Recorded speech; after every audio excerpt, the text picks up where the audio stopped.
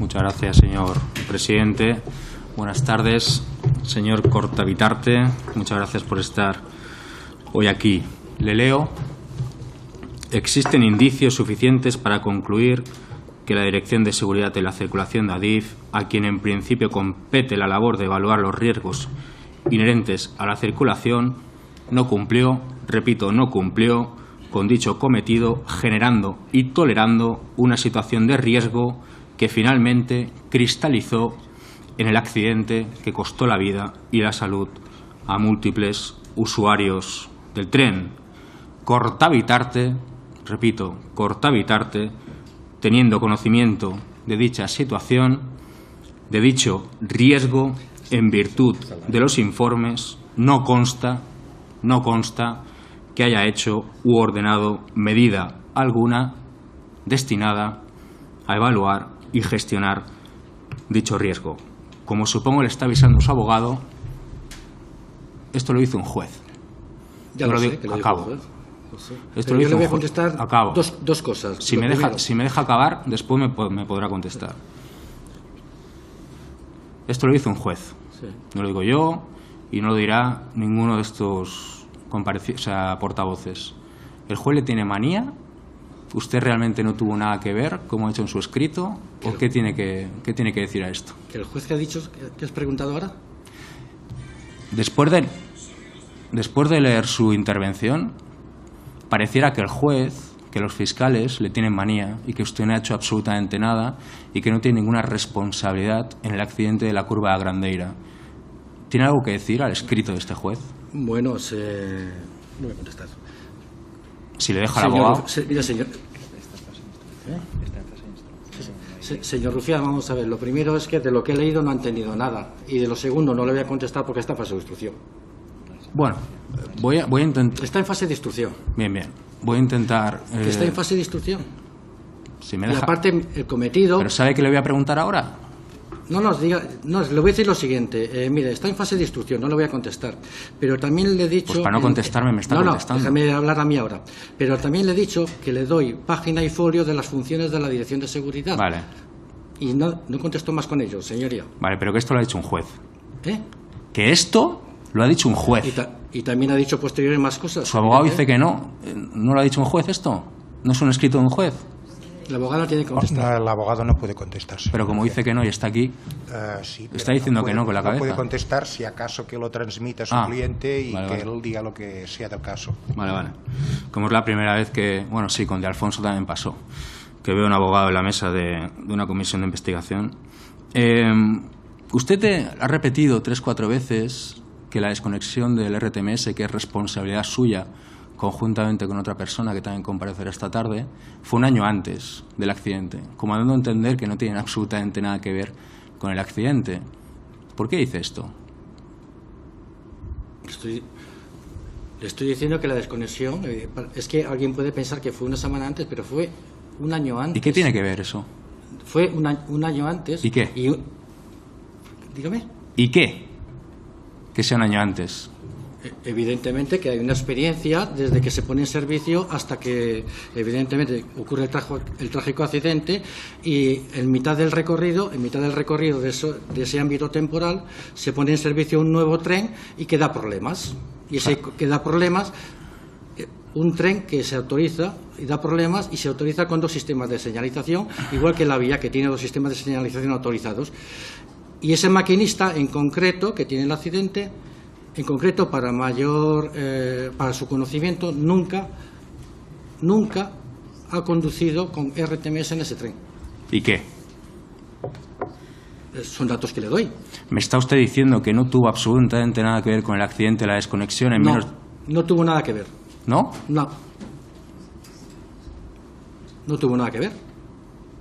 ¿Me está usted diciendo que desconectar un sistema de seguridad tan avanzado como el RTMS en menos de 24 horas, una decisión tomada por usted junto con otra persona que dará explicaciones esta tarde, no tuvo absolutamente nada que ver? Repito, la desconexión del sistema de seguridad como ese no tuvo absolutamente nada que ver con la muerte de 81 personas aquella tarde en la curva de Grandeira.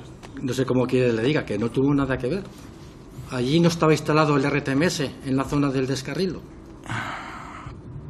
Usted firmó la desconexión de este sistema pasado medio año, como bien ha dicho, de la puesta en servicio de la línea.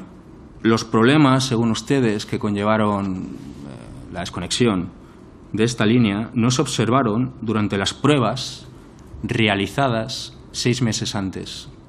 ¿Cómo explica esto? Eso que lo explique quien realizó las pruebas. Pero fue usted quien... Que no es la dirección de seguridad, que no te equivoques. Perdón, no se equivoque. Si quiere le tuteo, yo no tengo ningún problema. No se equivoque. Que le estoy diciendo cuál es la competencia de la dirección de seguridad. Yo soy bastante coloquial, si quiere... Que si quieres nos tuteamos. No, ¿para qué? Como te he visto tan lanzado. ¿No tiene nada que ver con problemas comerciales, o sea, con presiones comerciales, lo que pasó entonces? Que no lo sé. Que evidentemente no lo sé. Lo digo en serio que no lo sé, señoría. Pero usted aquí está haciendo un Borbón y no se apellida Borbón. No puede venir aquí y decir que no tiene ni idea de lo que pasó. No sé qué es eso. Oiga, perdone, señor Rufián. El compareciente está imputado. Tiene derecho a contestar o no contestar a lo que él le parezca apropiado. Tenemos que aceptarlo así, porque estas son las reglas. Muchas gracias, señor presidente. Si puede controlar al sector del Partido Popular. Dime. Si puede controlar a este señor que hay aquí en la esquina.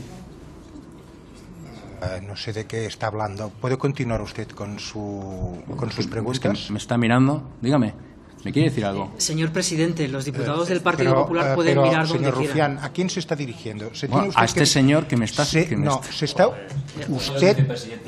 Sí, lo sé perfectamente. Diríjase, por favor, al compareciente. Y yo también. Señor Rufián, le estoy descontando el tiempo y es más de lo que tendría que hacer. Por favor, diríjase al compareciente.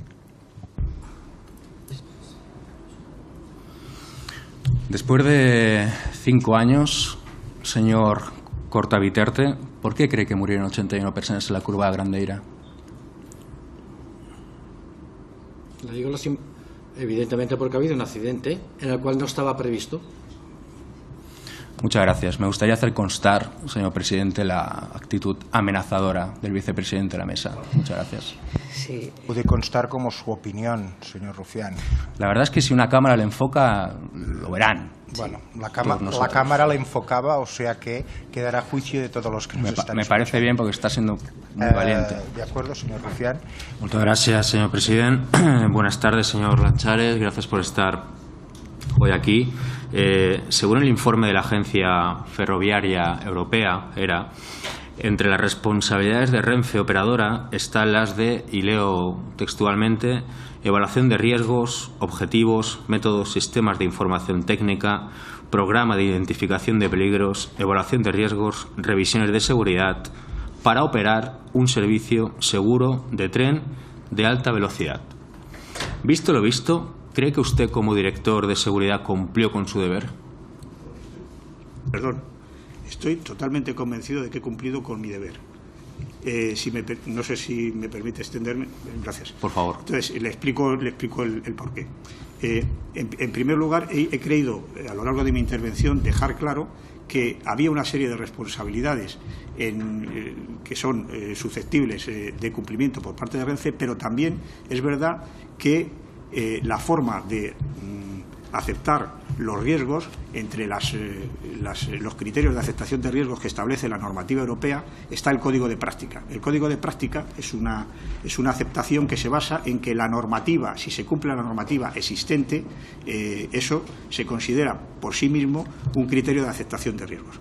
En el caso que no se ocupa, los efectos que se comentan, tanto de, en principio, la señalización de la línea, si nos referimos a la zona de la curva, y luego si quiere hablamos del RTMS, pero centrándonos en la zona de la curva, lo que sí se constató es que la señalización cumplía la normativa existente en ese momento.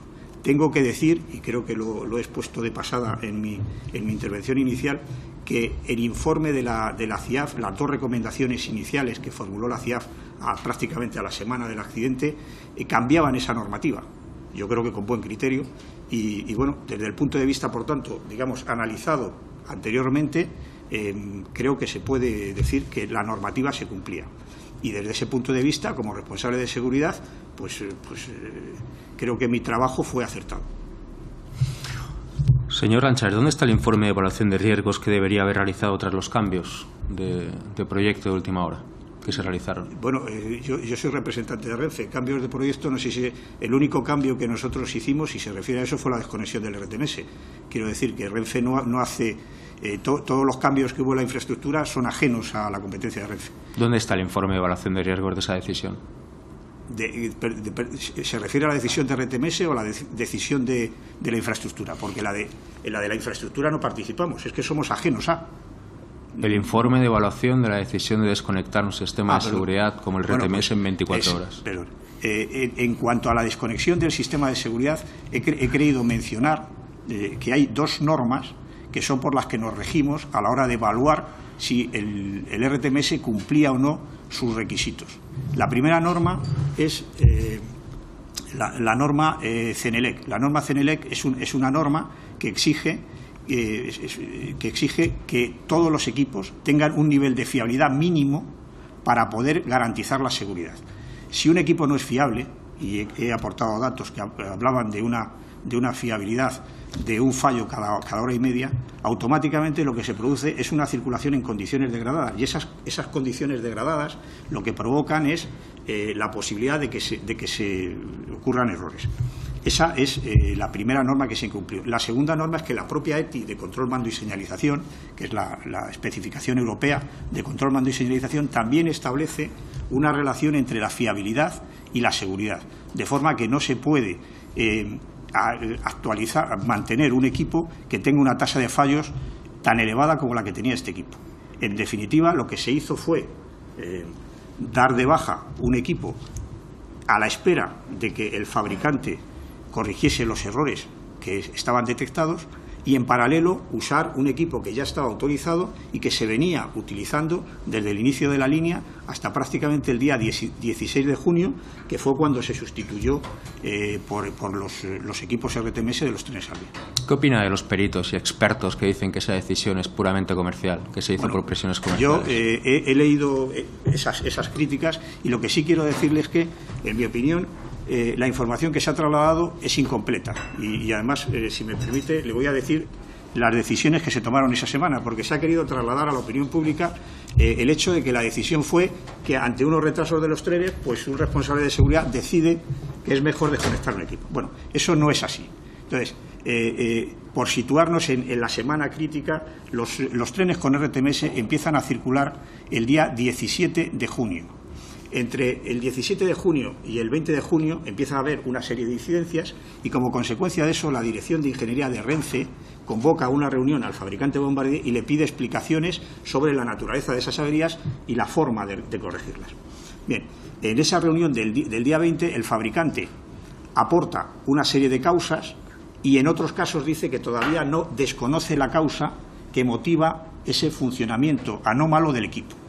Entre los correos que acredita el centro técnico de la empresa Bombardier, se cita que una de las causas es la saturación de la memoria del ordenador. Esto lo que producía es que, cuando el ordenador recoge demasiada información, se saturaba la memoria y el ordenador central, que es el que establece las medidas de control de protección de tren, pues ese ordenador entraba en modo fallo. Por otra parte, había otra serie de fallos en los que el propio fabricante en sus correos dice que eran fallos que no se habían detectado en versiones anteriores de este software. Y, por último, había un fallo que no saben explicar, que es el fallo de la no lectura de la primera baliza de entrada en la línea RTMS. Ese fallo no lo analizan ni lo estudian hasta un mes después. Quiero recordar que fue el 24 de julio cuando el fabricante Bombardier facilita un correo donde indica las causas y propone, estamos hablando ya de un mes después de haber tomado la decisión de la desconexión, y propone dos formas de remediar, de paliar, de mitigar ese problema. La primera es mover las balizas que hay en vía.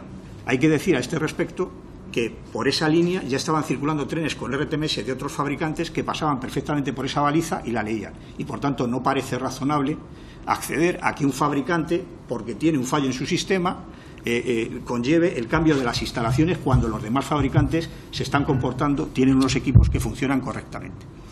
La segunda solución que propone Bombardier un mes después de la desconexión, cuando ha estudiado el tema, es que los trenes de este fabricante circulen a 75 kilómetros por hora. Bueno, esa solución, cualquiera que conozca la explotación ferroviaria sabe que los maquinistas conducen unas veces unos trenes, en sus gráficos de conducción conducen unas veces unos trenes y otras veces otros. Eso implicaría que el maquinista tenía que estar pendiente: cuando voy con este tren puedo llevar la velocidad normal, pero cuando voy con este otro tengo que llevar 75 kilómetros por hora.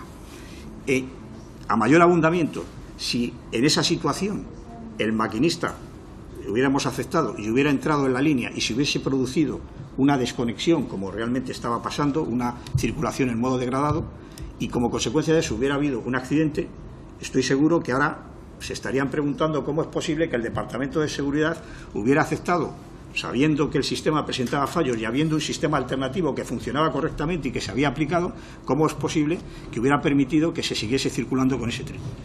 Yo personalmente creo que honestamente he actuado bien.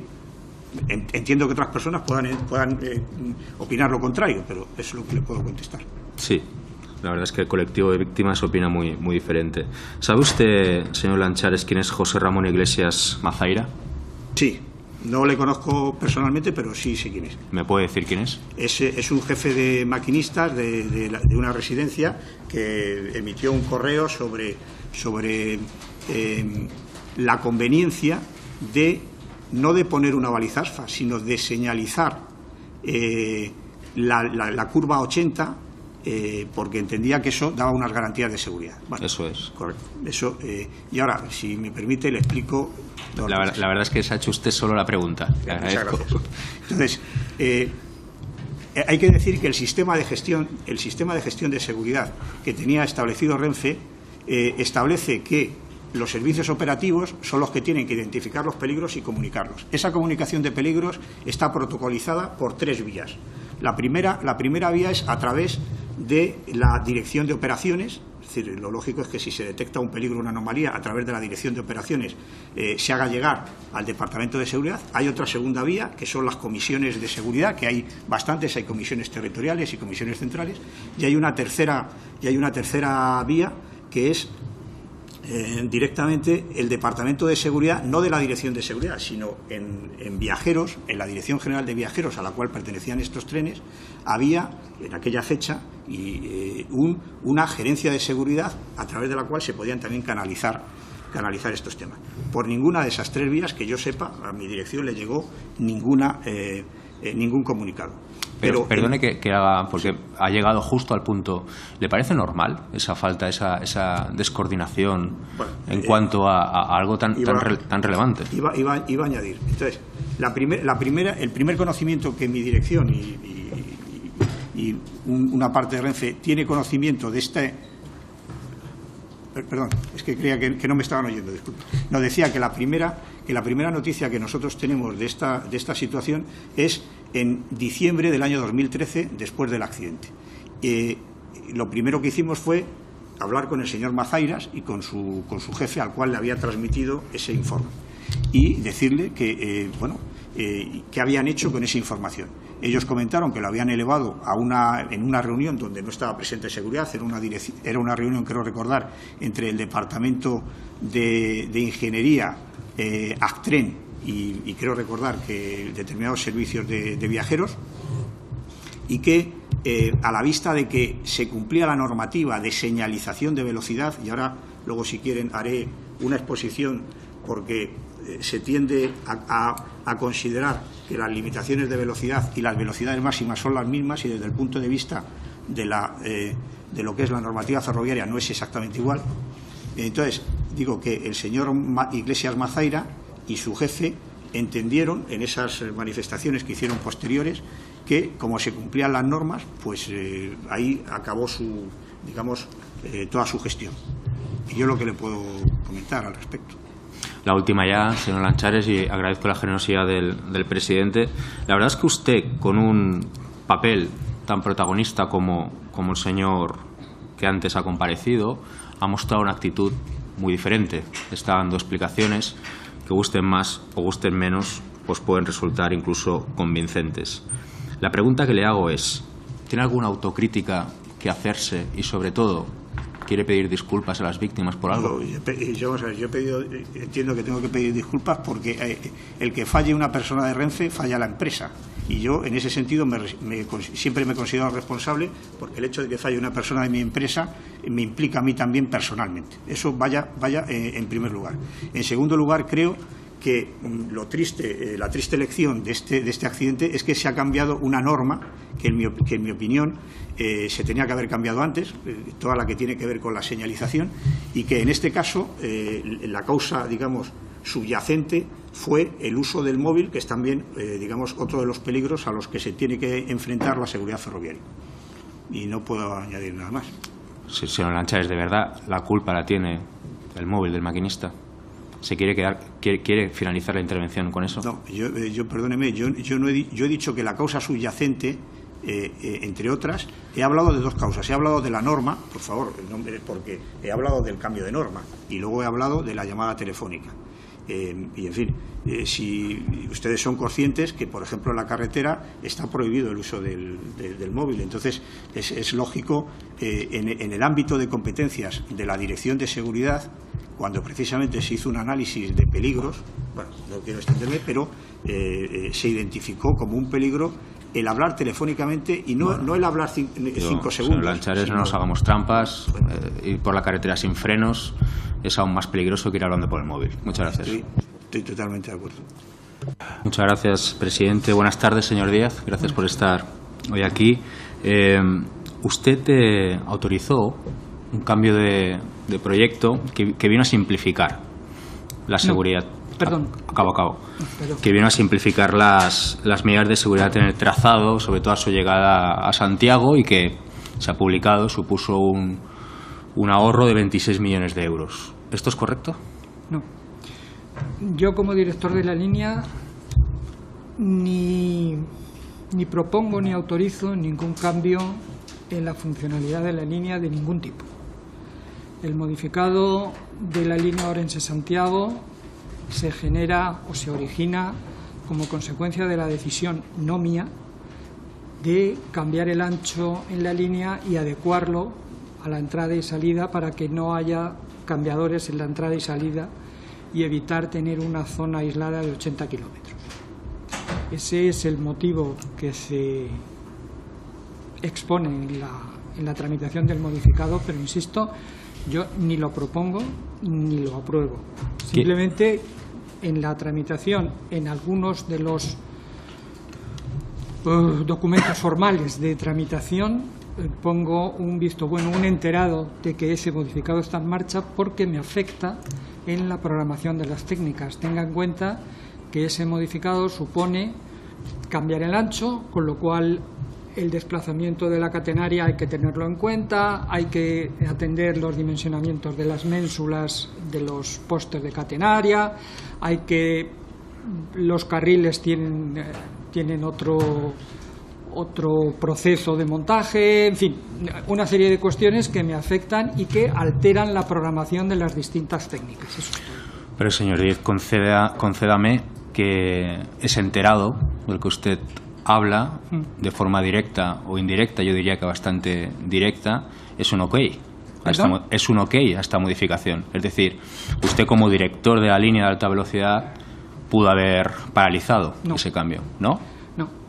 Como director de la línea no tenemos posibilidad de paralizar ese cambio. Lo he intentado decir al principio en mi presentación. El director de la línea no decide qué técnica o qué sistema o qué modo se pone en la línea. Es decir, no decides el tipo de canaleta, no decides la resistencia del conductor eléctrico, no decides el tipo de señalización, no decides el tipo de foco, si es de LED o no es de LED, no decides el tipo de bloqueo, no se decide nada de eso. El director de la línea lo que hace es gestionar todos los recursos y tratar de llevarlos a buen fin, colocándolos, como he intentado decir en el principio, en el espacio y en el tiempo para que no choquen unos con otros. pero yo no, el director de la línea, vamos, no tiene capacidad de veto ni de promover otro cambio distinto ni nada por el estilo. Es un gestor, perdón. ¿De quién fue la decisión? Pues no lo sé, es una decisión que a mí... Pero bueno, usted dio el enterado, entiendo que leyó... Sí, ya le he dicho que me entiendo, o sea que comprendo y sé en lo que consistía el modificado, eso sí. Pero no sabe quién tomó la decisión. No lo sé. O sea, usted recibía papeles sin nombre, sin... No, yo no sin recibo un membrete. papeles, yo no recibo papeles sin nombre. Yo firmo en la tramitación del modificado una propuesta de autorización de la redacción. Se propone la autorización de la redacción y a mí me llega el papel y firmo el enterado o el visto bueno. Pero, señor Díez, de verdad, es para intentar entenderlo. Sí, o sea, yo se lo estoy explicando. Usted recibe una modificación que entendemos, y a los hechos me remito, es bastante importante, sobre todo teniendo en cuenta lo que ocurrió, y no sabe quién tomó esa decisión. No, insisto, vamos a ver. Lo de importancia o no importancia, si quiere luego entramos y estaré encantado de hablar en profundidad de la importancia o no importancia del modificado, pero tiene que entender una cosa, que el gestor no decide lo que tiene que gestionar. Eso lo he entendido. Vale. Pero realmente no sabe quién realizó ese cambio, quién tomó esa decisión, no lo sabe. Hombre, la propuesta de autorización, la autorización del modificado al final viene firmado, pues yo creo que por el presidente o el Consejo de Administración, no recuerdo. Bien. Que es el que aprueba el modificado, vamos. Señor Díez, de todas formas, al final incluso desde fuera, ¿a usted le pareció en ese momento normal que un proyecto de 15 años se modificara solamente en unos días o unos meses, por mucho ahorro que supusiera? No, perdón, la modificación no se hace como consecuencia del ahorro. La modificación se hace como consecuencia de lo que le he expuesto antes, de adecuar el ancho para no perder la ventaja que supone el circular a más velocidad poniendo dos cambiadores a la entrada y al final de la línea, lo que haría absurdo poner una infraestructura en servicio cuando se tardaría más no poniéndola en servicio. Pero al final, ¿no le parece extraño que eso se decidiera en tan poco tiempo, teniendo en cuenta que era un proyecto de tantos años? No es poco tiempo. No es poco tiempo, no es poco tiempo. O sea, lleva su tiempo el tomar la decisión de cambiar el ancho. ¿Cuánto tiempo? No lo sé. No lo sé. Yo tengo entendido que 15 días. No, en absoluto. Mire, en la tramitación del modificado, que yo recuerde, porque hay que tener en cuenta que esto se hace, no lo sé, 2009 puede ser, o se hace una propuesta de autorización. Esa propuesta de autorización, que es el primer papel que se genera, tiene que ir a la inspección. Esa propuesta de autorización va a la inspección y la inspección pide nuevos detalles, con lo cual se vuelve a hacer una nueva propuesta de autorización. No sé si tiene usted el expediente, supongo que sí. Se hace una nueva propuesta de autorización. Una vez que se hace esa nueva propuesta de autorización, va a la inspección. La inspección hace su informe pertinente, en la cual comprueba que se dan las circunstancias legales para tramitar ese modificado. Luego pasa por un servicio jurídico que hace el informe pertinente. Con el informe del servicio jurídico y de la inspección va a la tramitación económica, que pasa por la intervención para fiscalizar el gasto. Sabe usted que en Adif, como es una empresa pública, no hay fiscalización previa. O sea, perdón, no hay fiscalización previa, pero sí que hay fiscalización de todas las tramitaciones del gasto. Eso pasa por la intervención. Se tramita la justificación y la aprobación del gasto. Y una vez que está eso, se aprueba el modificado. Eso no son 15 días, eso son meses.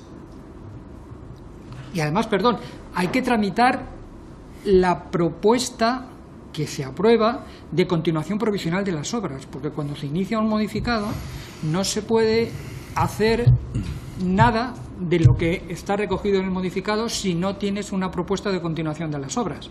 Esa propuesta de continuación de las obras, una vez conseguida, una vez aceptada, es cuando se puede empezar a ejecutar unidades de obra del modificado.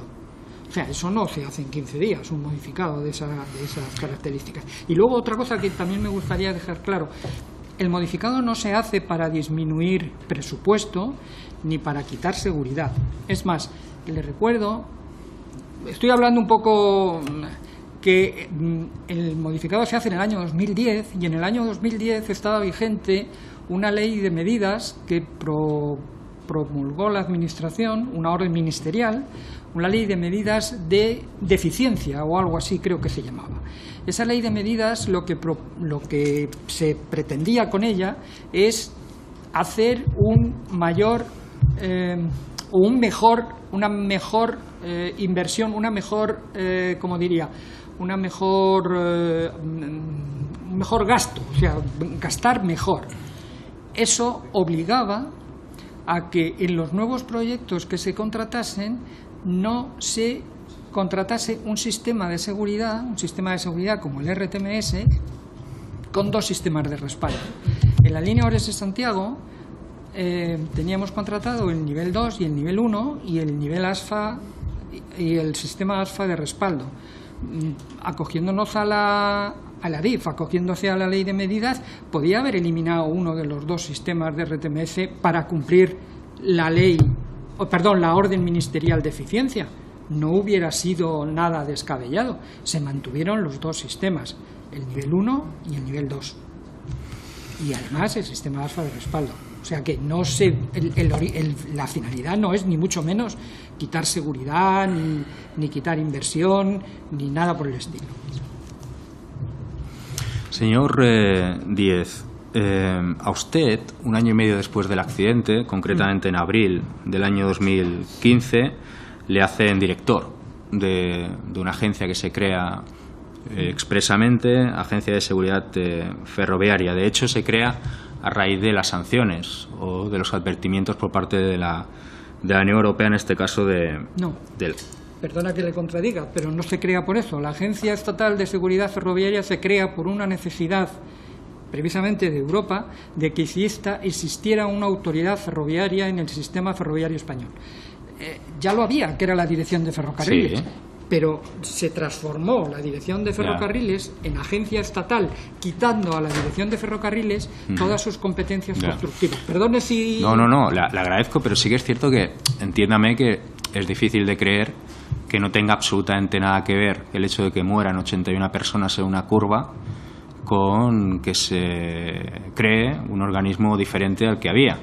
Se puede decir que no tiene nada que ver, pero algunos de nosotros consideramos, de hecho está bastante comprobado que tiene que ver.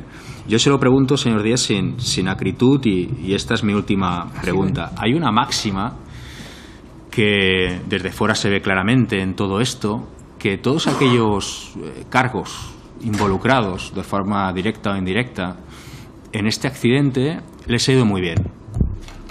Han tenido enormes responsabilidades, me refiero a cargos políticos, han tenido enormes responsabilidades a posteriori, comenzando por el propio ministro catalán y acabando incluso por usted.